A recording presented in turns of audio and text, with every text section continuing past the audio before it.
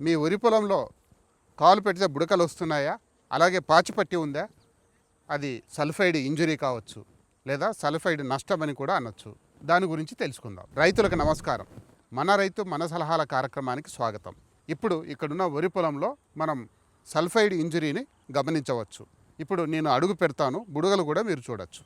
మీరే గమనించారు కదా, ఇక్కడ మనకు పాచిపట్టిన నేల కనిపిస్తుంది, బుడగలు వస్తున్నాయి. అలాగే వరి మొక్కలు కొన్ని చనిపోయి ఉన్నాయి, ఆకులు పసుపు రంగుగా మారినాయి.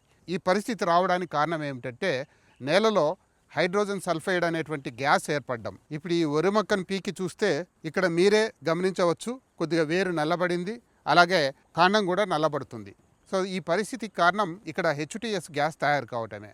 ఈ గ్యాస్ ఎందుకు తయారవుతుందంటే ఇలా మురుగునీరు వసతి ఉన్నప్పుడు ఇలా భూమిలో కుళ్ళుడు ఏర్పడి పాచి ఏర్పడి తర్వాత ముఖ్యంగా సల్ఫర్ ఎక్కువ ఉన్నటువంటి పదార్థాలు వాడినప్పుడు, చౌడు ఉన్నప్పుడు, లేదా సరిగా కుల్లని ఎరువులు వేసినప్పుడు, లేదా గత సీజన్ వరి కొయ్యలు సరిగా కుల్లకపోయినప్పుడు ఇటువంటి పరిస్థితి ఏర్పడుతుంది.